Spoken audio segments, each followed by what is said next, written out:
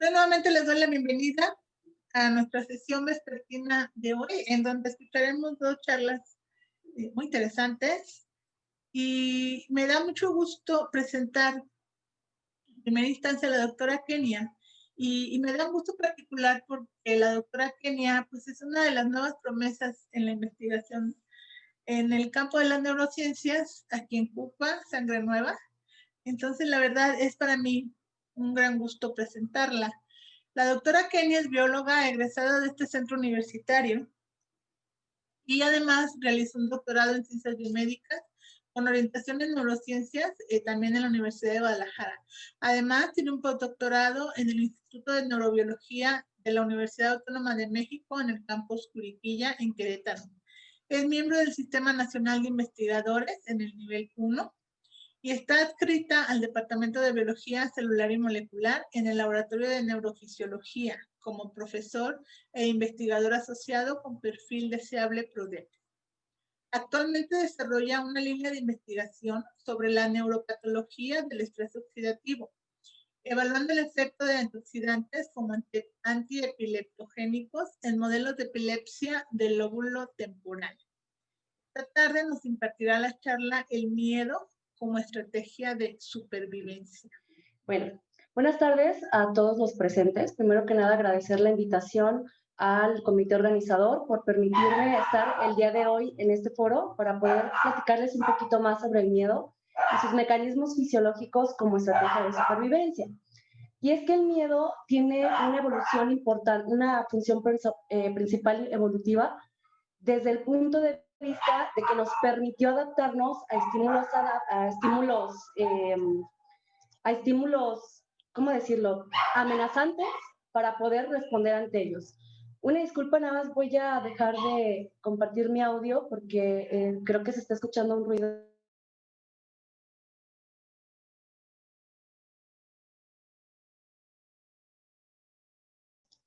Listo, perdón. Muy bien, entonces les decía que el miedo tiene una función evolutiva bastante importante y basta con observar esta imagen que les acabo de poner para darnos cuenta por qué es importante el miedo. Si no sintiéramos miedo, básicamente estaríamos expuestos ante múltiples amenazas de manera constante y eso no le dices nuestra supervivencia. Que está emparada la maestra. Y es que constantemente estamos expuestos a múltiples posibilidades y circunstancias en donde implique una amenaza real o un riesgo inminente de daño, en donde de no ser por responder de alguna o de otra manera, pudiéramos resultar lesionados, gravemente dañados o inclusive con la muerte. Observemos estas imágenes que tengo aquí, que puse a manera de representación para poder explicar a lo que me refiero. Esta imagen que está aquí en el centro es una imagen hipotética, es decir, no es real, pero es muy buena para poder ejemplificar lo que me quiero dar a entender. Imaginen que ahí están dos sujetos observando el oleaje y que de repente llega una ola gigante y se impacta en el lugar en donde están. Inmediatamente se desata en el organismo un mecanismo natural de respuesta. Estas respuestas están orquestadas principalmente por respuestas naturales en el organismo, pero de todos los mamíferos, los humanos no son la excepción. Me refiero a que hay respuestas a las cuales básicamente respondemos, pero que son similares en todos nosotros. Entonces, me refiero a estas que son de huida, de mecanismos de defensa, de protección o de parálisis. Entonces, estas 4 respuestas que son genéricas y que están codificadas en todos los mamíferos y gran parte de los vertebrados, nos sirven para podernos proteger de amenazas. Entonces, aquí los hombres lo que pudieron haber hecho fue haber corrido para poder resguardarse, aunque sea un momento, del impacto de la ola, porque de no ser así, recibirían el impacto directo del oleaje.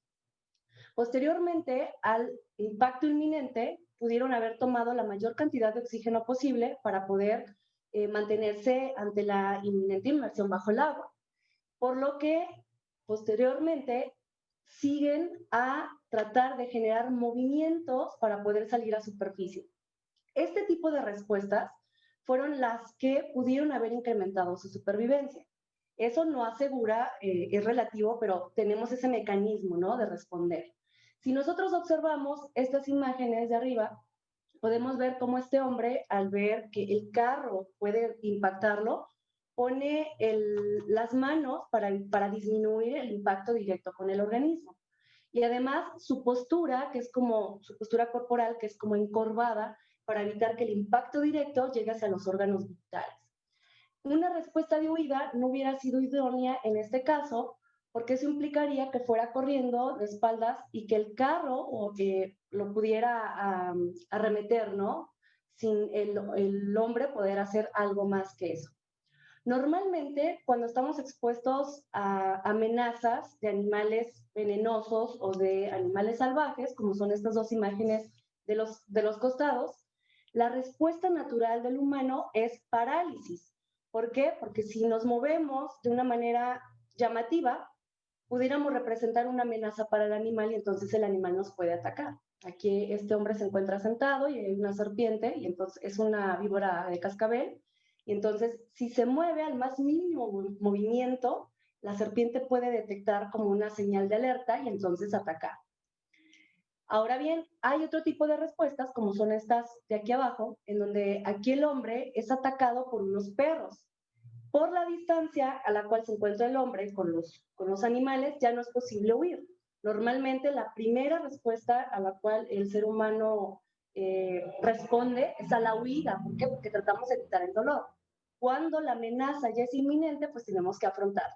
¿De qué forma? Pues puede ser protegiéndonos, defendiéndonos o bien paralizándonos.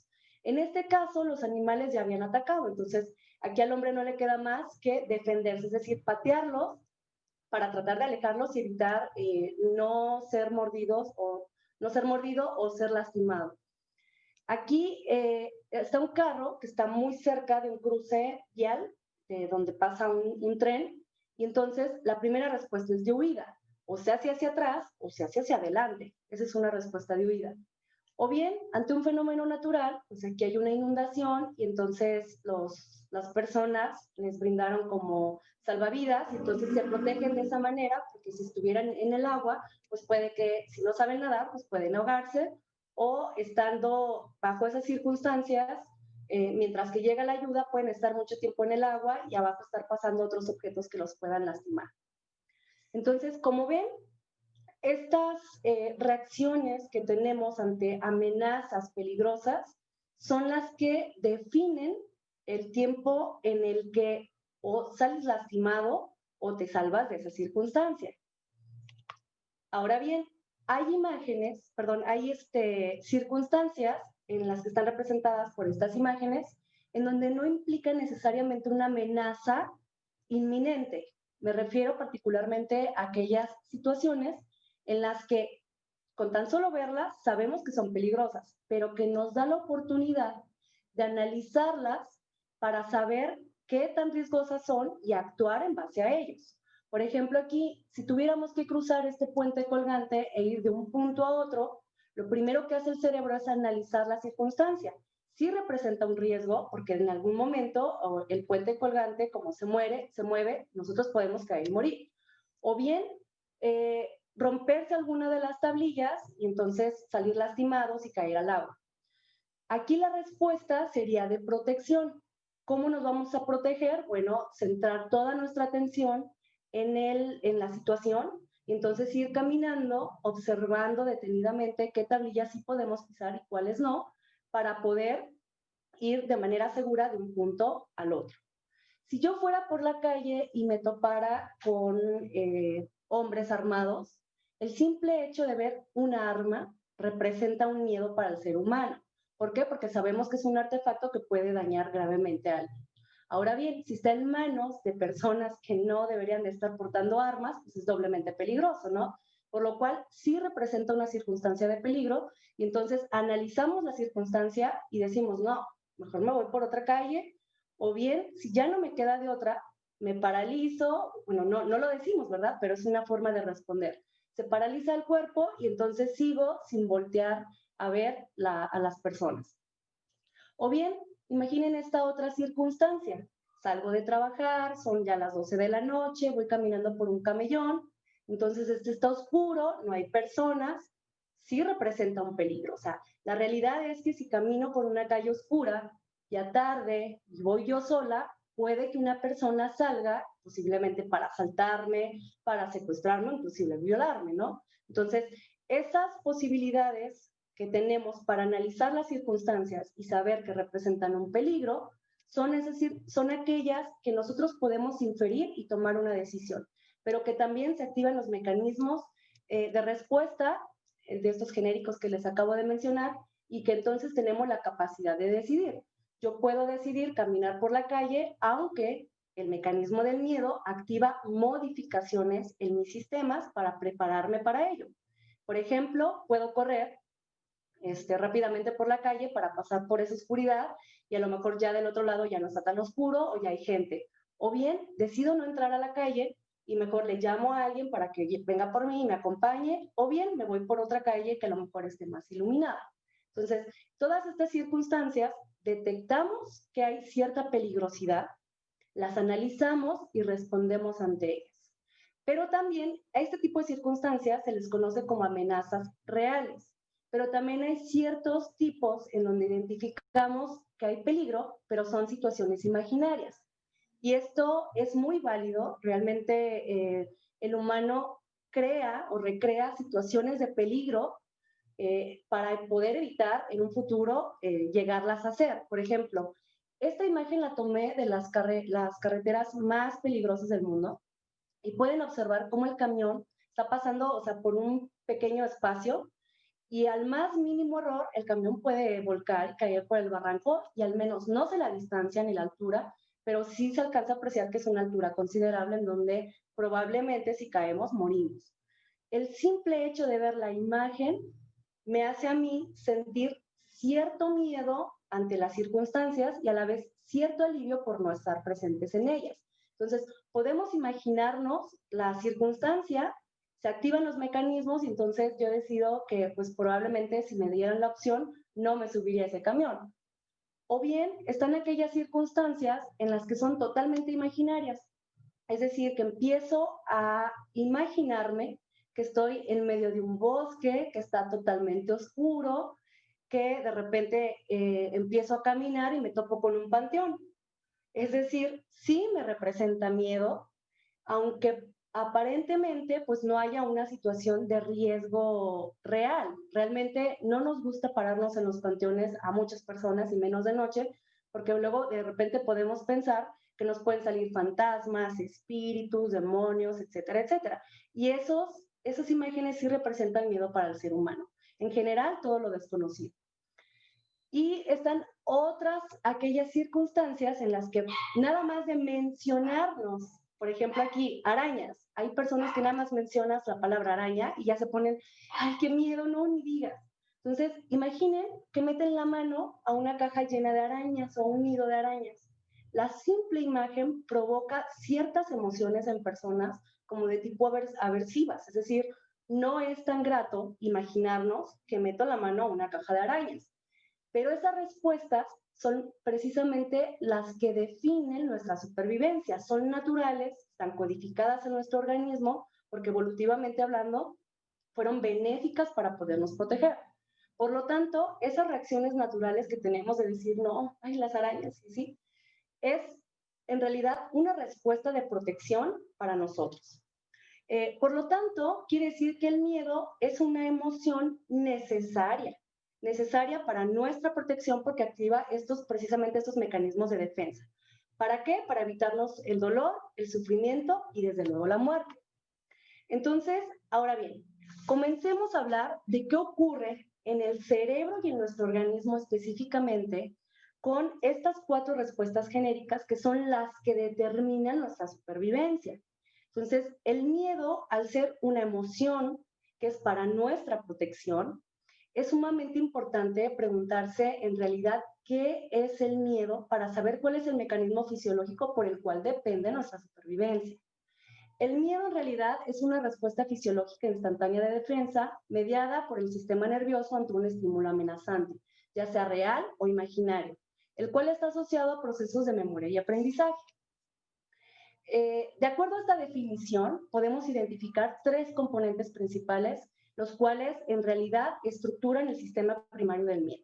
Tiene un componente químico porque emite señales químicas para poder transmitir el mensaje, pero también emite señales químicas como por ejemplo los neurotransmisores y las hormonas para poder realizar cambios fisiológicos en el organismo y prepararnos para las respuestas genéricas.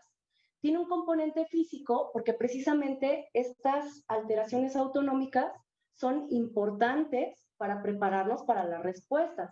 Y precisamente son cambios físicos y mecánicos que hacemos. Para la huida tenemos que movernos, ¿no? Tiene que haber marcha, huida para la defensa. Entonces, nos prepara el organismo para podernos defender o para poder reaccionar. Y por último, un componente cognitivo. El componente cognitivo, en realidad, son todos estos estímulos que están asociados a causas precedentes que almacenamos de alguna manera y las relacionamos con algún estímulo amenazante o con algún estímulo posterior, y que puede ser llamado dentro de los procesos de aprendizaje y de memoria. Por lo tanto, este sistema primario del miedo continuamente se está reforzando, continuamente ingresan señales novedosas para poderlas almacenar. Entonces, por un lado, se van a dividir en experiencias previas, es decir, todos aquellos antecedentes que previamente ya vivimos y que almacenamos. Pero también están los comportamientos observables. Los comportamientos observables se les conoce como consecuentes, es decir, no necesito que a mí me atropellen para saber que me tengo que fijar a los dos lados de la calle para no salir lastimada. Es decir, que analizamos ciertas circunstancias que fuimos agregando a nuestro sistema de reforzamiento, patrones que hemos considerado como riesgosos para saber qué podría implicar un riesgo si no atendemos a ellos. A eso se le conoce como comportamientos observables o consecuentes. Entonces, el miedo es una condición necesaria para la supervivencia. Las causas que lo provocan, ya vimos que se pueden dividir en antecedentes y consecuentes, pero independientemente de cuál sea la causa, se tiene que saber que una vez que se genera el miedo, se generan ciertas fases para poder responder. Y también que las respuestas van a estar mediadas por la intensidad del estímulo. Por ejemplo, en nuestro organismo tenemos almacenado con un gran porcentaje las respuestas que están mediadas por un alto grado de peligrosidad. Por ejemplo, si yo estoy en la azotea de un edificio muy alto, pues voy a estar en la parte de arriba y evidentemente tengo que sentir miedo porque yo sé que no me tengo que aventar, ¿no? Entonces, el mecanismo que se activa para yo sentir eso que me detiene para no asemarme de más, es en realidad lo que me está protegiendo. Entonces, todas aquellas circunstancias en donde haya una asociación de peligro, de dolor y de muerte, vamos a reaccionar con una mayor rapidez y orquestadas por estas 4 respuestas genéricas, que son huida, que es protección, defensa y parálisis. Le vamos a asignar un 37% cuando están a los animales, perdón, y animales en general, porque podríamos pensar que pues le tenemos miedo a las serpientes, o un miedo natural a las serpientes y a las víboras, pues no sabemos distinguir entre si es un animal venenoso o no y nos puede atacar. Pero no, la realidad es que estamos codificados para temerle a los animales en general. Y no me van a dejar mentir. ¿Cuántas veces no hemos visto una cucaracha y hay gente que por ver una cucaracha se asusta? O bien se le acerca una abeja y entonces están gritando, ¿no? Y moviéndose para todos lados. Entonces tenemos un miedo natural a los animales en general. Y desde luego, pues a los animales venenosos y a los animales salvajes. Y por último, está un 9% asignado a la cantidad de miedo que tenemos hacia otras actividades, como por ejemplo hablar en público, caerme en medio de la gente, el miedo al rechazo. Entonces, aquí se trata de tratar de explicar cuáles son las causas que produce el miedo, que naturalmente pues son todas aquellas que te pueden producir un gran daño, dolor o la muerte, y a los animales, porque viene de manera intrínseca almacenada esa información porque hace muchos años pues estuvimos en convivencia con depredadores. Por lo que, independientemente de la causa, siempre se activa un mecanismo en donde hay cambios en los sistemas para ponernos en alerta y emitir una respuesta. Hay 4 fases que aquí nada más voy a mencionar para ejemplificar de manera general, ahorita las voy a explicar de manera más particular. Hay una fase de imaginación que en realidad es entre imaginación y análisis.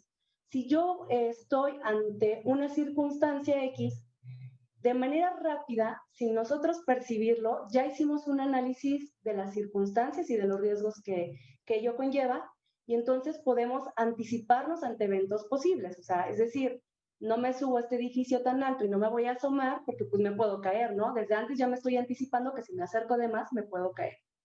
Después se manifiesta el miedo. ¿Por qué? Porque el sistema ya detectó que sí es una señal de alerta y se manifiesta de forma física. ¿Por qué? Pues porque se empiezan a activar todas las regiones cerebrales implicadas y hay una liberación de componentes químicos que ejercen efecto en nuestros sistemas y hay diversos síntomas que ahorita voy a mencionar y que son los que nos hacen reaccionar.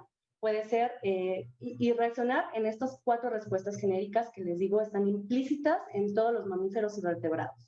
Huida, protección, defensa y parálisis. Y por último, una fase de reforzamiento, es decir, cuando acabamos de pasar un evento o una situación en la cual nos ocasionó miedo, esos elementos son almacenados para guardarlos como patrones de riesgo. Entonces, próxima vez que yo esté enfrente de una situación riesgosa, mi cerebro lo va a detectar y por ende va a reaccionar. Entonces, el miedo, siendo así una emoción negativa que está para protegernos, vamos a ver cuáles son las fases por las cuales pasamos y cuáles son los elementos importantes que los componen. Para empezar, hay una fase de recepción de las señales a través del sistema somatosensorial. Después, esta señal es pasada al sistema límbico en general. Ahorita voy a mencionar algunas de las estructuras importantes. Y una vez que en el sistema límbico se detectó que sí es una señal de alerta, se empieza a activar, empieza a haber alteraciones en el sistema autonómico y una vez que hay estos cambios, hay un análisis. El análisis se presenta en la amígdala, que es una estructura que pertenece al sistema límbico. Aquí el hipocampo y la corteza cerebral ayudan a interpretar cuál es el riesgo y cuál es la situación para poder conferir, ahora sí, una información más certera de cómo es que se tiene que reaccionar. Y por lo tanto, está la fase de respuesta, en donde se activa el hipotálamo y más precisamente la sustancia gris periacueductal. También hay una liberación de neurotransmisores y de hormonas que nos favorecen para prepararnos para actuar para algún tipo de respuesta.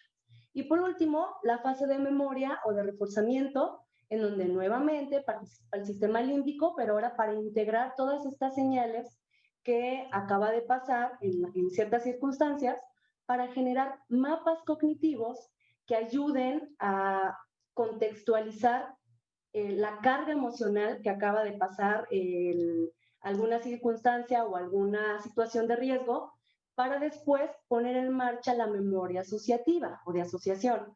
Eso quiere decir que si nosotros volvemos a reproducir alguna cantidad de patrones parecidos a las circunstancias de riesgo que acabamos de pasar, nuestro sistema de alerta se comienza a encender.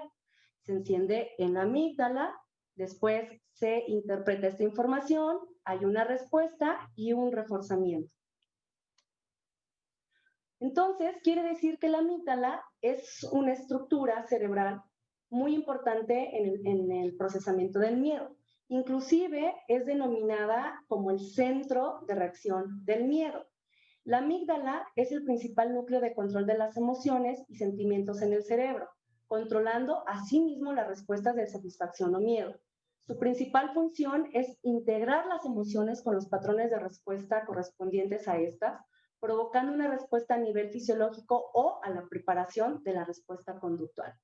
Por lo que alguna afectación a la amígdala indicaría daños a la manera de procesar la información de procesos de mecanismo y defensa. La amígdala es muy, muy importante porque es el filtro de todos los agentes externos somatosensoriales que llegan a nosotros. Entonces, la amígdala detecta si estos estímulos son de riesgo o no. Entonces, imagínense la responsabilidad que tiene esta estructura cerebral. Donde exista alguna falla con esta estructura, eso significaría o incidiría en alteraciones con la percepción de las situaciones de riesgo y, por lo tanto, afectaciones a nuestra supervivencia. Las estructuras cerebrales encargadas del miedo, entonces, son tanto el sistema límbico como la corteza cerebral y el tallo cerebral. Independientemente de la causa que nos esté generando el miedo, vamos a reaccionar. Recuerdan estas respuestas genéricas, ¿no? Estas 4 de las que he estado hablando. Pero la diferencia en la cual se active una u otra sí va a incidir en qué tipo de amenaza es. Si es una amenaza que representa un riesgo inminente, es decir, por ejemplo, un carro, voy cruzándome la calle y entonces el carro viene, me sale de repente porque o se pasó el alto o porque yo no me fijé, y entonces tengo que reaccionar, ¿no? No hay forma de analizar la circunstancia. Entonces, de ahí se dice que se activa la vía directa. La vía directa va del tálamo, que es el que recibe todos estos estímulos somatosensoriales, para después pasarlo a la amígdala directamente a través de los núcleos amigdalinos que se encuentran inervando la amígdala. Una vez que pasa esta señal a la amígdala rápidamente pasa la señal hacia tallo cerebral, específicamente a la sustancia gris periacueductal, la cual va a responder de manera natural como parálisis o huida o protección o defensa, ¿no? Todas estas respuestas genéricas. Pero si estamos hablando de una circunstancia en la cual nos da la posibilidad de responder bajo ciertas circunstancias en donde me dio la posibilidad de analizarlas, se le conoce como la vía indirecta. Y la vía indirecta va nuevamente a ser detectada por el tálamo, posteriormente pasado a la corteza prefrontal, de corteza prefrontal regresa al hipocampo para entonces integrar esta información y emitir un análisis de qué tipo de riesgo se está presentando. Se pasa a la amígdala y le dice, sí, es un riesgo de tal tipo, y entonces otra vez va al tallo cerebral, a la sustancia gris periacueductal, y entonces reacciona. Por lo tanto, estas reacciones van a estar orquestadas por neurotransmisores y hormonas que son los encargados de transmitir los mensajes entre las diversas regiones del cerebro durante la respuesta al miedo, las cuales producen alteraciones temporales en el organismo. Los neurotransmisores principales que responden ante este mecanismo de miedo es el glutamato, la serotonina, el GABA y la oxitocina. ¿De qué manera? Bueno, pues cuando entra un estímulo, activa el tálamo y la amígdala, el glutamato se ha visto que está expresado en estas regiones para incrementar la actividad cerebral y aumentar la velocidad de respuesta. La serotonina, por su parte, se ha visto incrementada cuando han hecho estudios a pacientes con imagenología, y entonces les representan ciertas imágenes donde les represente miedo, y entonces han visto que hay incrementos en las cantidades de serotonina. Inclusive en pacientes que tienen fobias o ataques de pánico también se ha encontrado un gran incremento en la concentración de serotonina. GABA y oxitocina están presentes para modular este tipo de respuestas. Es decir, glutamato, que es el principal neurotransmisor excitador del sistema nervioso central, está bien expresado ampliamente, pues también GABA, que es su contraparte, porque es el inhibidor más principal del sistema nervioso central, y entonces está ahí para modular este tipo de respuestas. Mientras que la oxitocina está presente para bloquear o reducir los síntomas producidos por la adrenalina. Ahora bien, la adrenalina, la noradrenalina y el cortisol son hormonas que se generan en respuesta a este mecanismo de miedo.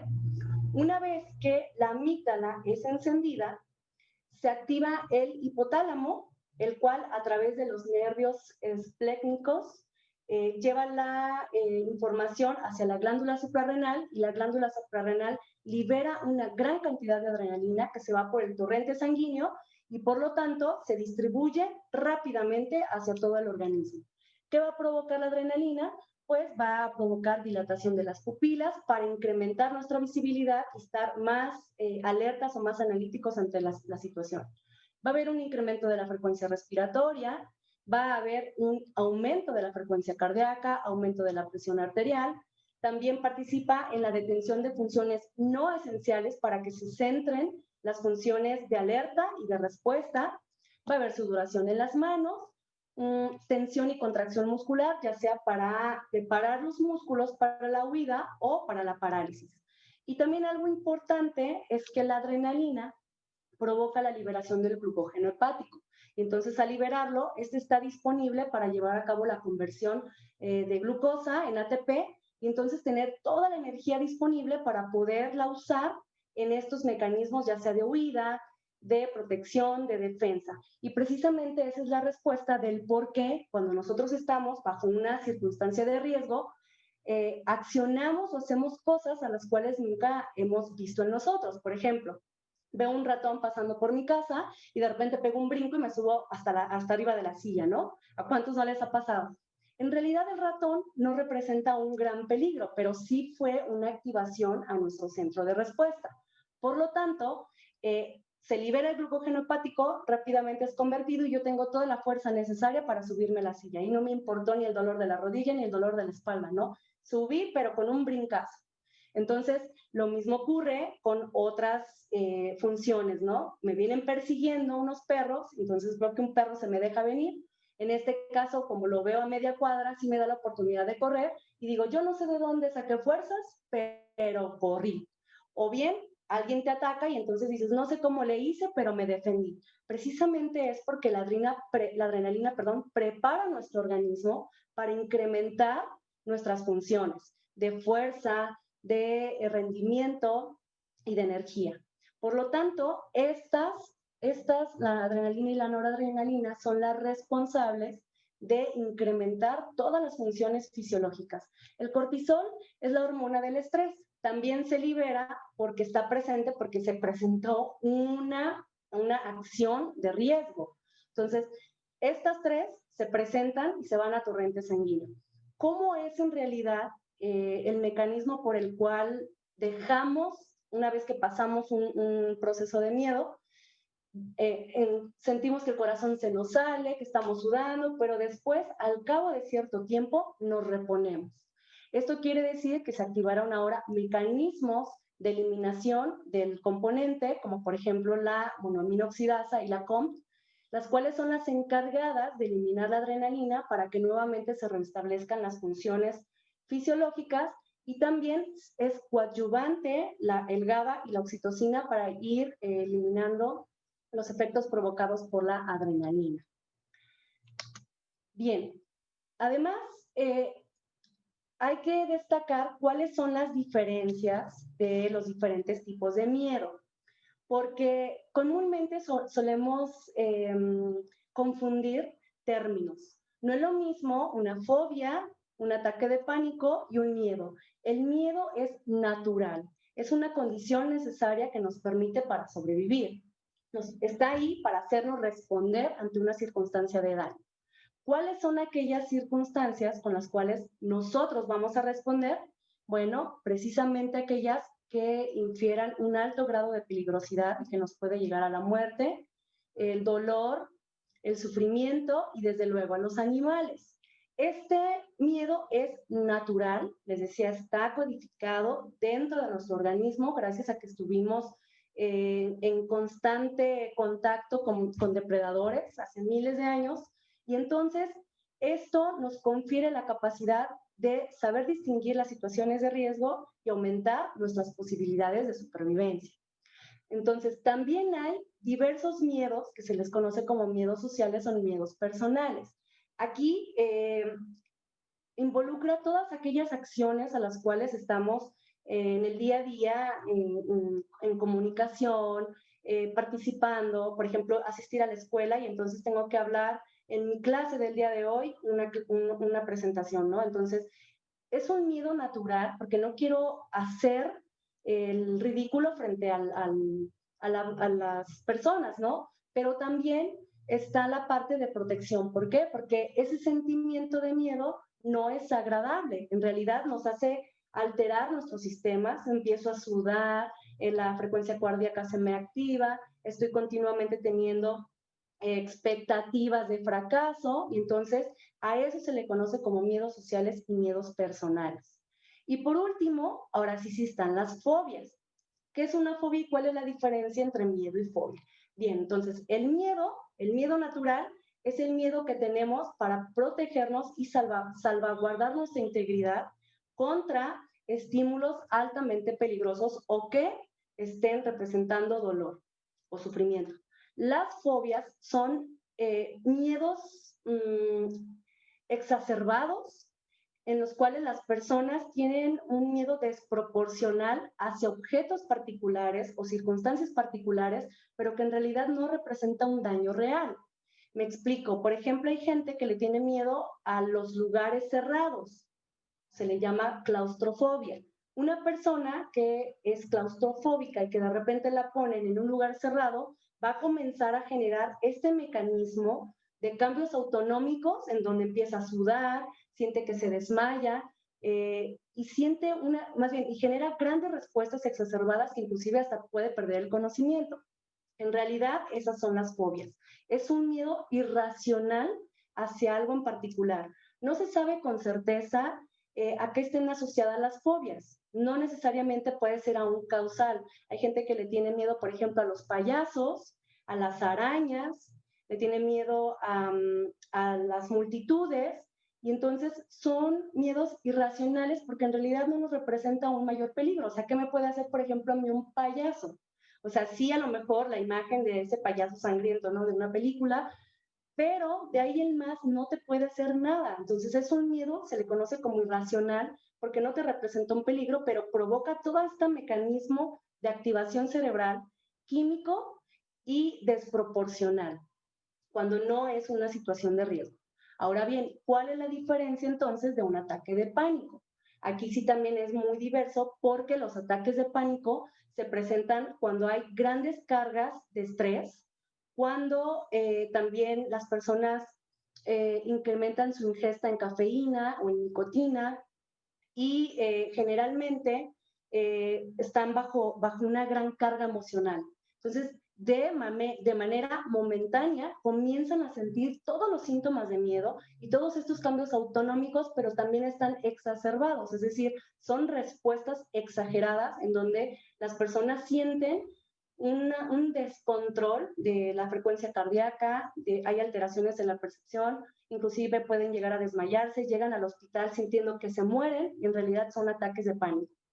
Todos aquí podemos estar expuestos ante un ataque de pánico cuando estamos bajo una circunstancia traumática, inclusive también se presenta como eventos postraumáticos, bajo mucho estrés, pero cuando es algo recurrente, es decir, cuando pasa una y otra vez, ya entonces sí es un trastorno de ansiedad que se le conoce como trastorno de ataques de pánico. Entonces ahí sí el paciente tiene que recurrir a tratamientos psiquiátricos, a terapias psicológicas para poder controlar estas respuestas exageradas.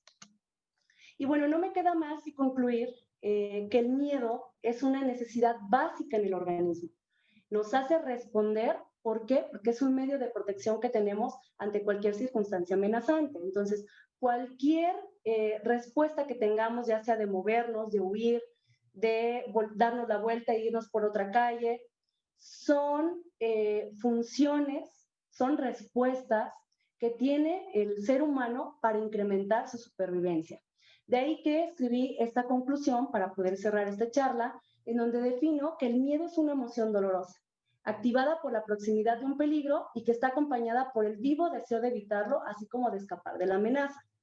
Nuestras actitudes ante la vida están condicionadas en gran medida por esos miedos que brotan de nuestro interior, en grados tan diversos que van desde la simple timidez hasta el pánico desatado, pasando por la alarma, el miedo o el terror, que pueden impedir que realicemos algo con normalidad, pero que son parte de nuestro mecanismo de supervivencia. Muchas gracias por su atención. Pues muchas gracias a la doctora Kenia. Yo creo que se vio reflejado muy bien en su presentación lo que yo comentaba de la sangre nueva. La verdad es que es una presentación muy, muy hermosa, muy bonita, qué envidia. Gracias. Entonces, pues pasamos a la sesión de preguntas. Por favor, pueden levantar la mano o escribir en el chat. Y por lo pronto ya tenemos una que Michelle te pregunta, ¿qué pasa si una persona no produce serotonina? Bueno, se presentan, la serotonina es un neurotransmisor que está involucrado con los procesos del estado de ánimo. Cuando hay una baja en las concentraciones de serotonina, normalmente son personas que sufren de depresión y de ansiedad. Entonces, la serotonina tiene que ser modulada porque, aunque no se produce en grandes cantidades, sí las bajas concentraciones permiten estos desequilibrios en los estados de ánimo. Muy bien. Pues algunas felicitaciones. La Liga de Asistencia ahí ya se las pusieron. Y pues mientras se animan, yo anoté aquí, mientras tú explicabas el tema, algunas cuestiones que de repente, no sé, me acuerdo. Por ejemplo, he escuchado mucho que el miedo se aprende. Tú comentabas alguna relación con la memoria y toda esta cuestión de construir, ¿no? Como recuerdos. Es cierto, el miedo se aprende. Podríamos en algún momento dado no sentir miedo de una situación que podría ser peligrosa porque no nos enseñaron que había que tener miedo de eso. No, en realidad se nace sin miedo, ¿eh? Por ejemplo, esa es la razón por la cual un niño se le tiene que explicar que no se tiene que bajar de la calle o que lo tenemos que cuidar, porque el niño no tiene implícito el riesgo. Es decir, el miedo lo vamos aprendiendo conforme vamos creciendo y vamos integrando patrones que consideramos como riesgosos. Entonces, si un niño lo dejas en la calle, él no va a inferir que si se cruza puede ser lastimado. Él desconoce, entonces eso se adquiere y eso se aprende y eso se refuerza.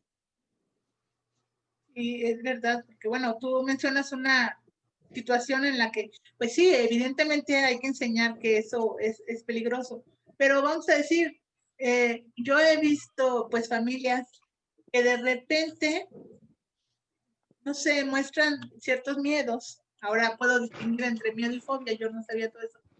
Que yo digo, ay, bueno, ¿y pues, por qué le van a tener miedo, por ejemplo, a las cucarachas, a los ratones o cosas así por el estilo? Entonces, pues sí, se aprende. Otra cosa que anoté antes de pasar a las preguntas del chat, algunos de los mecanismos que explicaste se me hacen muy, muy parecidos al estrés. ¿Es posible que uno sea como más miedosos si tiende a ser una persona estresada?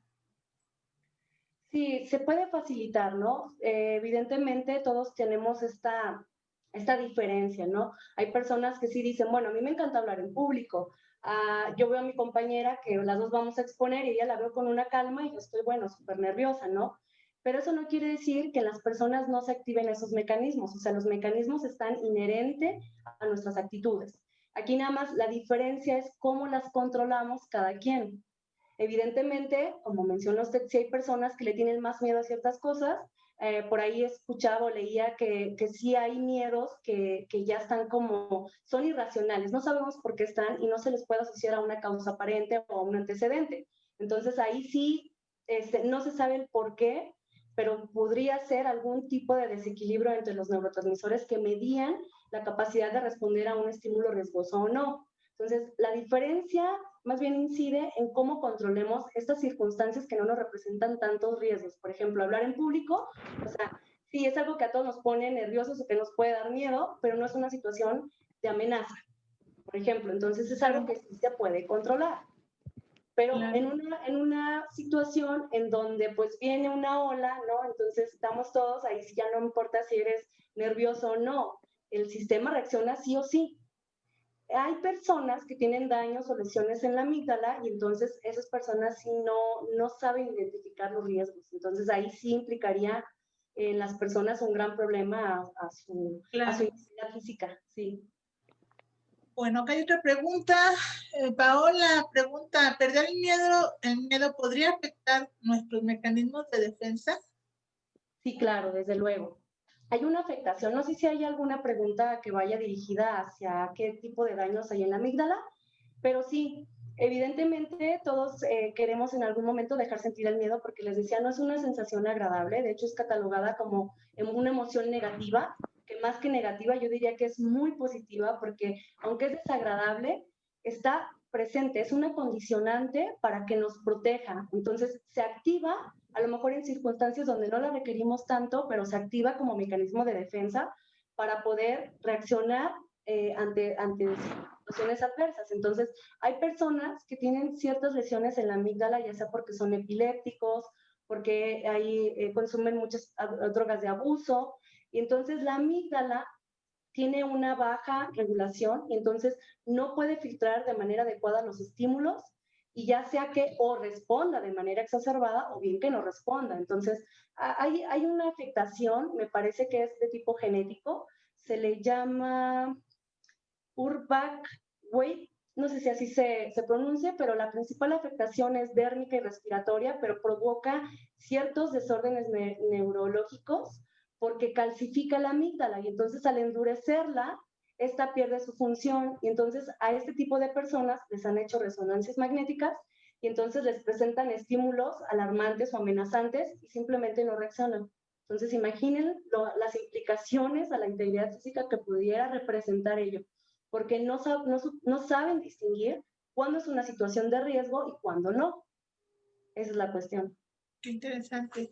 Bien, tienes una pregunta de Javier Alfaro, que primero te felicita, y pregunta, ¿la amnesia podría considerarse como una respuesta de defensa ante una situación que provoque demasiado estrés o miedo, llevando así a que la persona se desmaye, por ejemplo? Sí, de hecho, leí que sí había una asociación. Hay personas que tienen eventos postraumáticos en donde como consecuencia tienen amnesia. Esta es como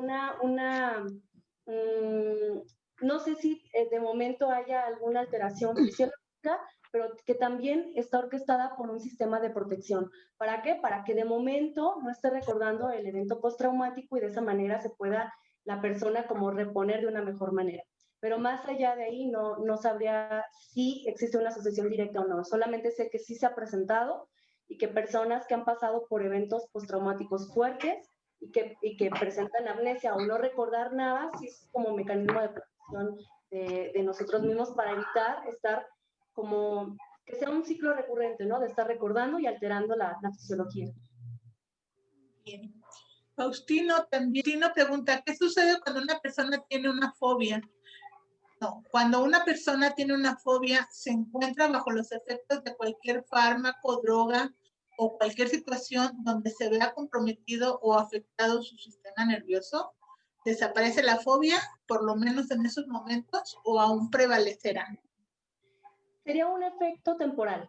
Si está bajo los efectos de algún fármaco, sería temporal. Las personas que tienen fobias tienen que acudir a terapias psicológicas para poder distinguir si existe un causal y de manera secundaria también exponerlos a terapias o técnicas de exposiciones graduales, es decir, que están como en contacto con el estímulo amenazante para poder ellos gradualmente ir perdiéndole el miedo. Inclusive a estos pacientes se les da como coadyuvantes ansiolíticos, pero no desaparecen porque se hacen bajo efecto de alguna droga ¿cómo se dice? O algún tratamiento, más bien sería temporal. Es lo que ocurriría, por ejemplo, con las personas cuando están bajo los efectos del alcohol, en donde se sabe que hay una inhibición tanto de estructuras frontales, del raciocinio, y esa es la razón por la cual hacemos cosas por las cuales, como si estuviéramos buenizanos, no nos atreveríamos.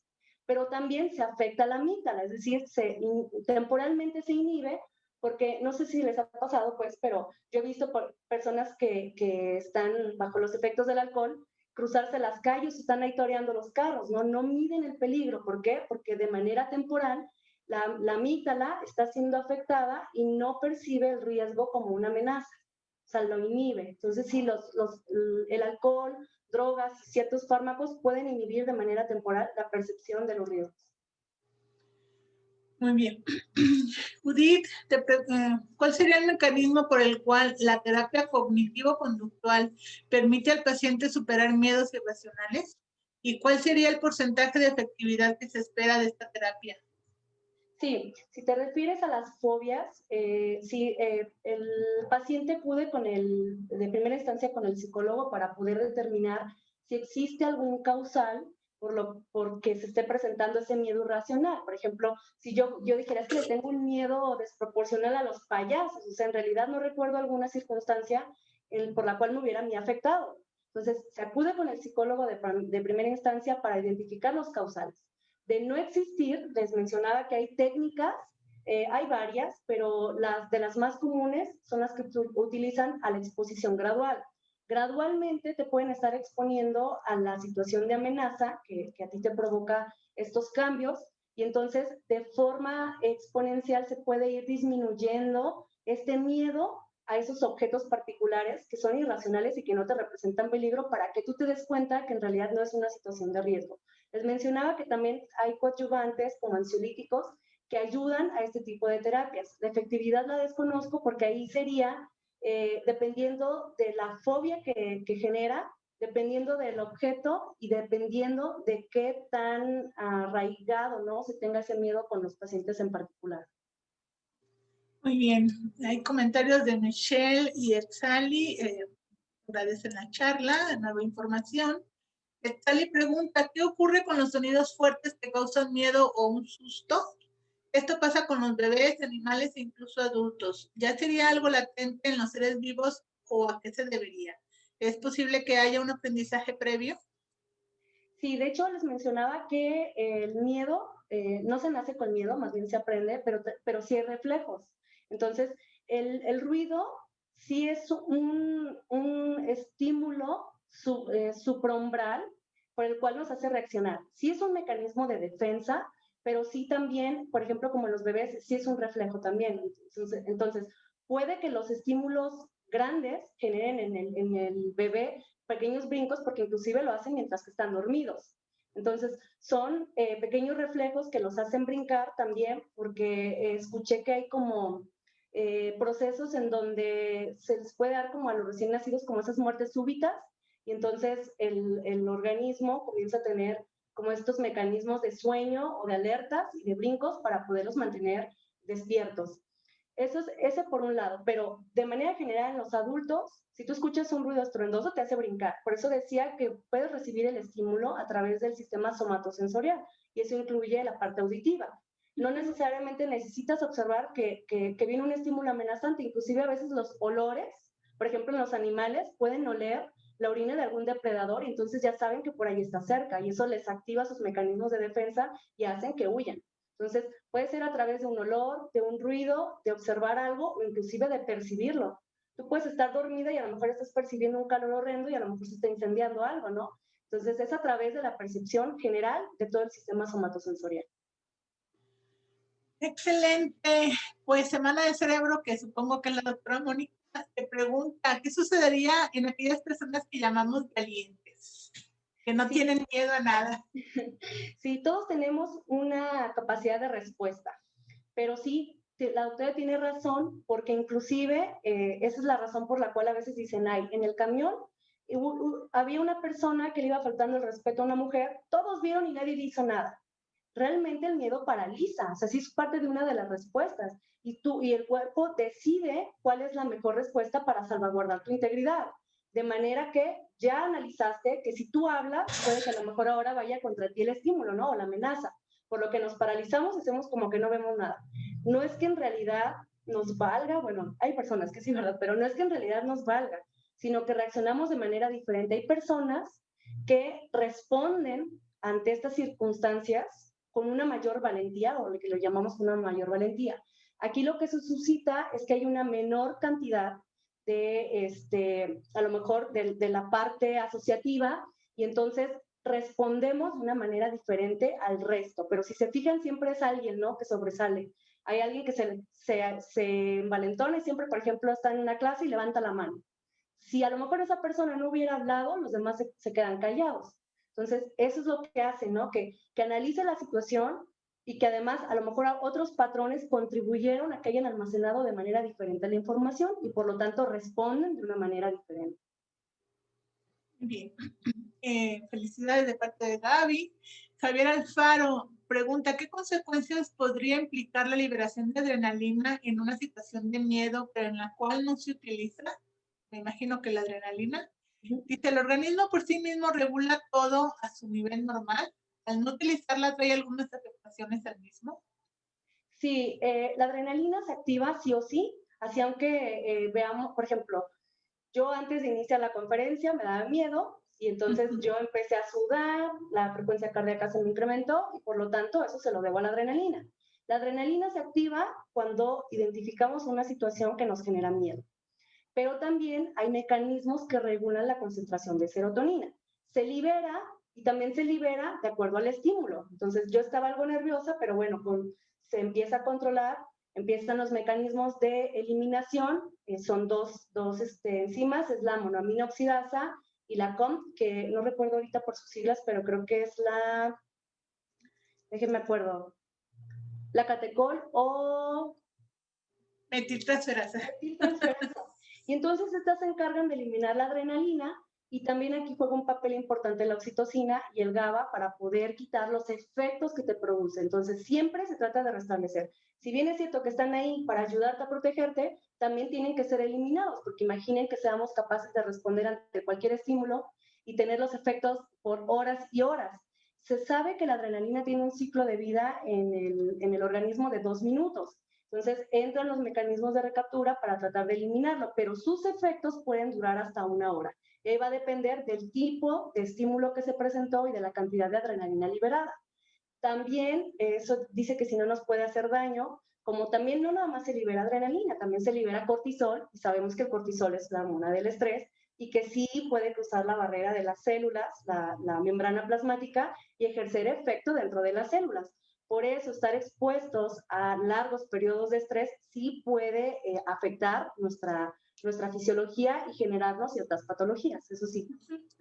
Pero además también con relación a la adrenalina, yo he escuchado a algunos de mis profesores que siempre dicen que si no fuera por la adrenalina, nosotros nunca podríamos hablar en público, ¿no? Que es ese golpe de adrenalina previo a pararte frente al público la que te permite de veras poder hacerlo. Entonces, a lo mejor no es así como que tan mal, la verdad. Otra pregunta por acá dice, ¿qué relación tiene el miedo con el aprendizaje? ¿Aprendemos más cuando tenemos miedo? Pregunto por aquellas frases coloquiales que dicen como la letra con sangre entra. Sí, bueno, yo creo que aquí se refiere a que entre mayor, de hecho la amígdala, entre mayor carga emocional tenga, es decir, entre mayor haya sido el acontecimiento, con mayor reforzamiento lo guarda. Por ejemplo, si yo fui por la calle y me tropecé, a lo mejor eso no implicó grandes cambios o no generó una situación de alto riesgo, pero si yo voy cruzando la calle y de repente me sale un camión enorme y me asusto demasiado, a lo mejor eso lo almaceno con una mayor facilidad. Entonces, la amígdala es la encargada de almacenar estas situaciones con carga emocional y precisamente, aquellas que van a ayudar a reforzar todo lo que nos vaya a mantener alejados de situaciones riesgosas. Y aquí yo puedo comentar que pues es bien sabido en cuestiones de aprendizaje que uno recuerda más los eventos desagradables que los agradables. Sí. Entonces, a lo mejor sí es cierto que para que tú aprendas bien tiene que pasar por todo este proceso de miedo un poco, ¿no? Sí. Tania pregunta, ¿en las pesadillas ocurre lo mismo, el mismo proceso? No necesariamente. Aquí los procesos de cuando estamos soñando, recordemos que se suscitan estos eventos para mantener de alguna manera encendidos ciertas ciertas regiones en el cerebro para que el cerebro sea capaz de hacerse cargo de todas las funciones mientras dormimos.